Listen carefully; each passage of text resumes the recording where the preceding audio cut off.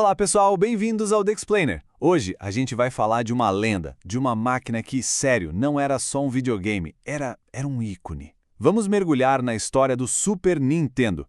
É uma viagem que mudou para sempre o jeito que a gente joga. Então, bora apertar os cintos porque a lenda de 16 bits começa agora. Olha só o nosso roteiro de hoje que tá mais pra jornada do herói. Primeiro, o rei é desafiado, a gente vai ver como a Nintendo no topo começou a levar umas cutucadas.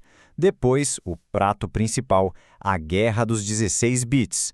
Na sequência, vamos espiar a magia por dentro do console.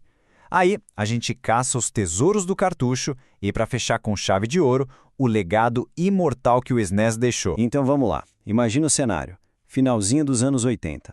A Nintendo não era só uma empresa de videogame, ela era o videogame.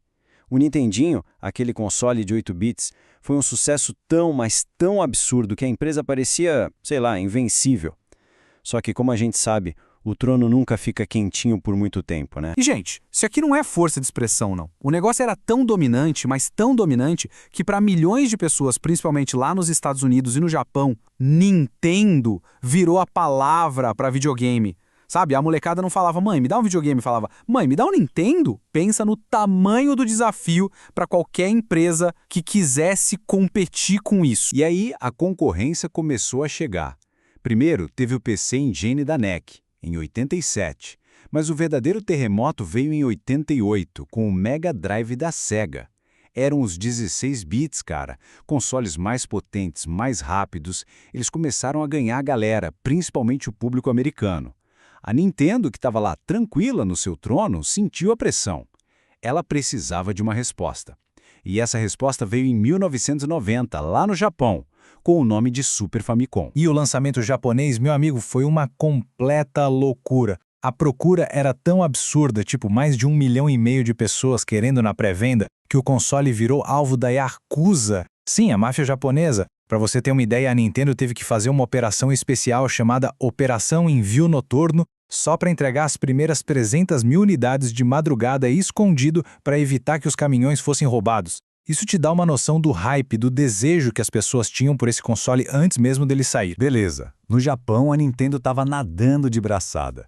Mas na América, o buraco era bem mais embaixo. O lançamento do Super Nintendo lá foi o estopim da guerra de consoles mais famosa, mais brutal da história.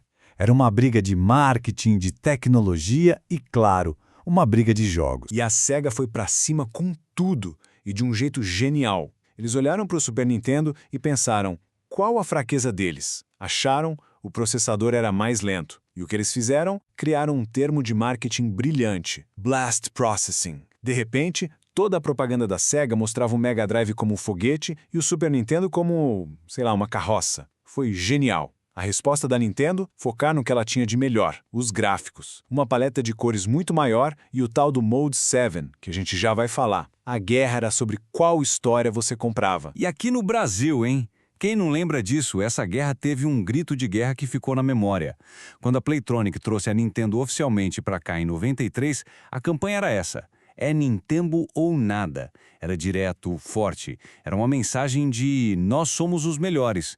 E isso, cara, marcou uma geração inteira de jogadores brasileiros. E teve um momento que foi um divisor de águas nessa briga. A chegada de Mortal Kombat. O jogo era o campo de batalha perfeito. A Nintendo, sempre com aquela imagem mais família, fez o quê? Censurou. Tirou o sangue, que virou uma espécie de suor cinza, e amenizou os fatalities. Já a Sega, que era mais rebelde, viu a chance de ouro. Lançou a versão com tudo, sangue, violência, tudo liberado com um código. O resultado? Um nocaute. A versão do Mega vendeu tipo 4 vezes mais. Foi um soco no estômago da Nintendo. E não pensem que era só uma impressão, não. A Sega estava, de fato, ganhando a guerra. Se a gente olhar para o pico da briga nos Estados Unidos, a estratégia da Sega com marketing agressivo e jogos como Mortal Kombat e Sonic funcionou.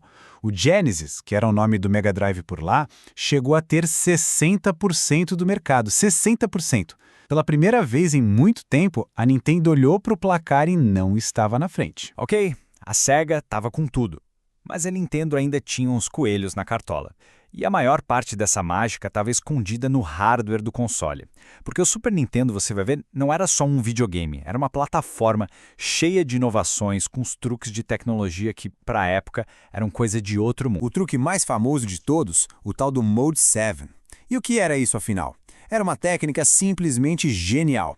Pensa assim, o console pegava uma imagem de fundo, 2D, e conseguia girar e dar zoom nela em tempo real. O efeito, uma ilusão de profundidade, de 3D, que era de cair o queixo. Foi essa mágica que fez a gente pirar com as pistas de F-Zero e Super Mario Kart. Parecia algo do futuro. Mas não parava por aí. A grande sacada da Nintendo foi outra. O console era expansível. Como assim? A mágica vinha dentro dos próprios cartuchos. Eles colocavam processadores extras, os chamados chips de aprimoramento, dentro da fita. O chip Super FX, por exemplo, foi o que permitiu que Star Fox tivesse aqueles gráficos poligonais que pareciam de outra geração. O SA1 deu um gás para o Super Mario RPG rodar liso. Era como fazer um upgrade no console a cada jogo novo. Incrível! E por falar em hardware, tem uma curiosidade que é simplesmente fantástica. O som do Super Nintendo, que era revolucionário, com uma qualidade quase de CD. Sabe quem projetou o chip? Um engenheiro da Sony chamado Ken Kutaragi. E se esse nome não te diz nada, eu ajudo. Esse cara é simplesmente o pai do PlayStation. Pois é, o homem que criou o futuro rival da Nintendo foi quem deu ao SNES aquele som incrível. Uma ironia do destino, né? Mas vamos ser sinceros. De que adianta toda essa tecnologia, toda essa briga, se não tiver jogo bom? No final do dia, é isso que importa. E é aqui, nos jogos, que o Super Nintendo se torna imortal. A biblioteca dele não é só grande, ela é lendária. Cheia de jogos que não só definiram gêneros, mas que são clássicos absolutos até hoje. Então, pensa comigo. A tecnologia era demais, a guerra com a Sega foi épica, mas o que um fundo fez o Super Nintendo ser tão inesquecível? O que cravou o nome dele na história?